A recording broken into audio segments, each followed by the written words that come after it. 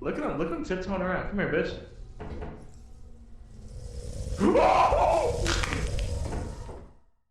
The co-op horror scene has seen some really well-designed and fun games over the past few years. Phasmophobia, SCP, GTFO, these games are all great in their own ways and show that horror can be done really well in a co-op setting. The newest kid on the block, though, is Lethal Company. It's similar to Phasmophobia in a lot of ways, but it manages to stand on its own rather than trying to compete with Phasmo head-on. The idea is a very straightforward one, but the path to reach your goals is anything but. You and your crew work for a company, a lethal one, you could say, and this company wants scrap, and it's up to you to head into the various abandoned facilities to find it.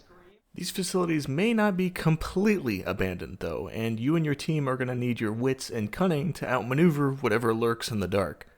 The monsters are fairly creepy, but once you see them a few times, it's not long before you start noticing some patterns with them. The monsters have well, I hesitate to call it a weakness, but they have ways of dealing with them. Some freeze when you look at them, others hoard goodies and are territorial. While there are ways of dealing with them, you're still in there with them, not the other way around, and you're going to have to work as a team to get what you need and get out. Scrap comes in all shapes and sizes, and it will slow you down the more that you carry, meaning that sometimes you're going to have to leave something behind.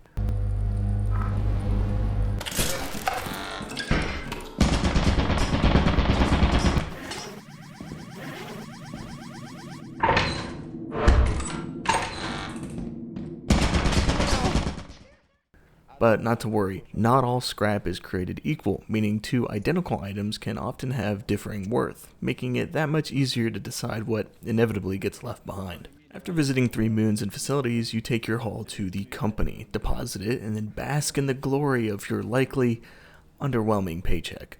You're then hit with the realization that your next quota is larger than the previous one, and get back to work. This time, however, you can use your newfound paycheck to purchase tools and other items to make your time easier and more fun. That's pretty much all there is to the game. It's very simple, but its simplicity is what makes it so fun and easy to get into. It's all about the moment, the monsters both inside and outside of the warehouse, the many type of weather effects that can change how the map plays, and the interactions between you and your teammates.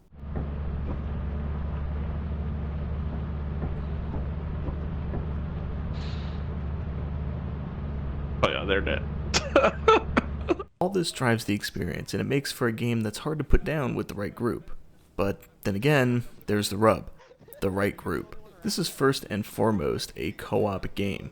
I've played with 2, 3, and 4 people, and they were all fun, but the more people, the better. It softens the workload, makes for less trips back to the dropship to offload scrap, and adds more flexibility, allowing you to split up and tackle more rooms, or even have someone at the dropship using the terminal to open doors and check the map.